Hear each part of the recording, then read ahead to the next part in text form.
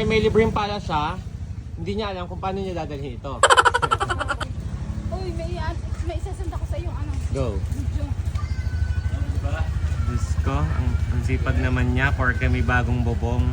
Ano namang ginagawa mo dyan? Ako naman, nagdidinig naman na aking mga hardina. Ganda ng sampagita. Tuwan-tuwa siya guys sa Sampaguita. Yan, di umano. Wala namang halimuyak. Okay. O, panggabi lang yun ay? Ganda yan, ng halamuyak niyan. Ang galing siya. Yan ang ginagawa ng isa. Pinipinturahan daw para naman magmukhang bakal daw di umano ang kahoy.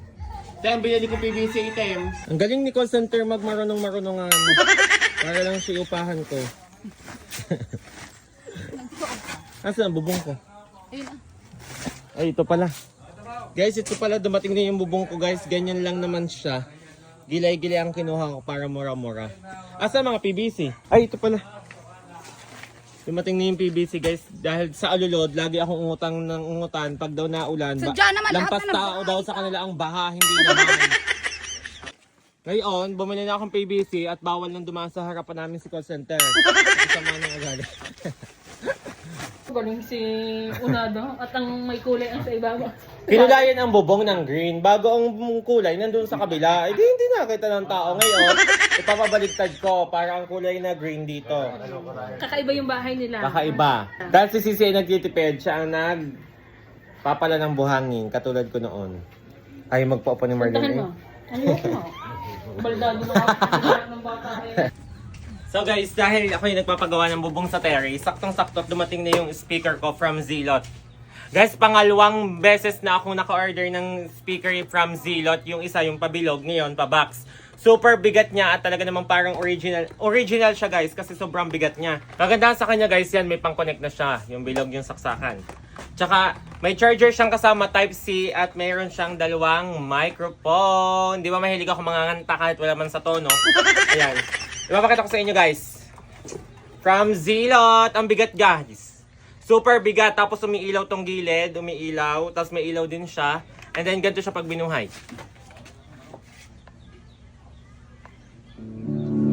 Yay! From Zilot guys. Yan o. Yan umiilaw tong display niya. Pati tong gilid. Tingnan nyo kung gaano kaganda yung ilaw. Zilot guys. Zilot. Ilalagay ko sa yellow basket kung saan ko na-order to para hindi fake yung mabili nyo. Original siya guys, mabigat, sobrang bigat yan. Siyempre papatugtugin natin siya.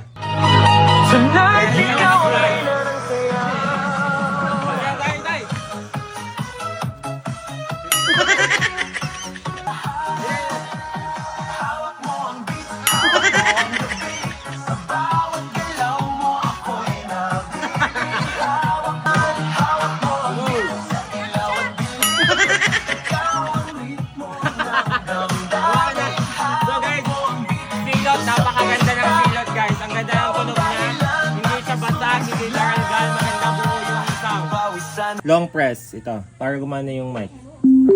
I was down and out and feeling so low. You took my hand and kissed my mind. I'm not afraid to show me the way.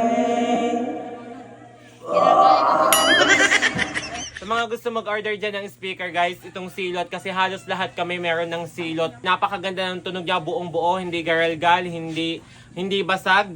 Maganda din yung ilaw niya dito. Iba't iba yung design ng speaker niya. Ito box, tas yung isa ko bilog, tapos yung kay Sisi nakita niyo naman sobrang laki. Pati yung kay Naga, ang ganda, may magnetic pa. So, lalagay ko sa yellow basket kung saan ko na-order to at napakalakas, napakaganda. Meron na nga din pala siyang ganito, sling. Lalagay natin siya dito sa gilid. So yun guys, ang kagandahan dito, meron na din siyang sling. Pwede nyo ilagay sa balikat nyo or maglakad habang natugtog. Yun. Diba? As a yellow basket, check the yellow basket guys. So guys, sa wakas ng panahon, mapapalitin na din ang 5 kilong 5 kilong, anong tawag dyan? Ras? Anong tagalog yung ras? Kalawang. Ang 5 kilong kalawang guys ng aming bubong ay mapapalitan natin ninyo dahil sa tag-bulkana noon. Inabot na yan ng bulkana, hindi pa napapalitan. Bebenta yan tayo. Bebenta. Lagay mo nga doon sa ano? Nagtaridulo ka. Katulong yung panganay na kapatid ko guys. Yan.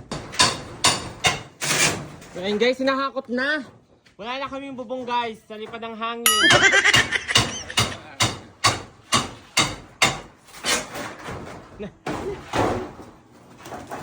Ito naman ang bahay ni Sisi guys. Maganda na siya guys, maluwang na. So ayun guys, pinapalitan na nga pala namin yung bubong namin sa terrace kasi nga sobrang gatong-gato na dahil inabot pa yun ng bulkanan, yung ash ng bulkan. Kaya sobrang nagkaroon ng kalawang, kaya pinapalitan na ni tatay. Eh di namili ako kanina ng mga yero para mapalitan na ngayon. Yung kahoy naman hindi pa siya papalitan dahil matibay pa naman. May ilan lang napapalitan dahil merong gato. So yun guys, nilalagay na ng bubong. Napalitan din ang puro na kalawang na bubong namin guys.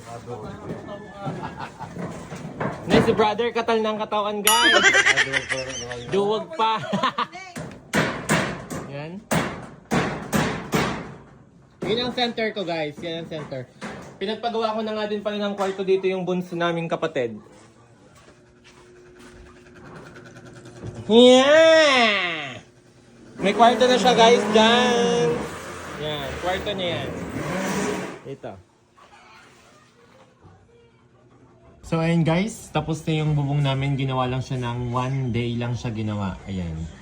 Tapos na nakabit na yung bubong na nabili ko kanina sa hardware. Yan. Thank you Lord. Tapos na ang isang project. Ang next project ko ay CR sa aking kwarto. Yan. Bala ko tong bintana kong to. Ito. Itong bintana kong yan, butasan ko pa ilalim para gagawin kong pinto. Tapos dito, kukuha ng konting space dito sa terrace para gawin kong CR. Ito, bubutasan yan. Tapos ito ang CR ko. Yan. So yun guys. Done.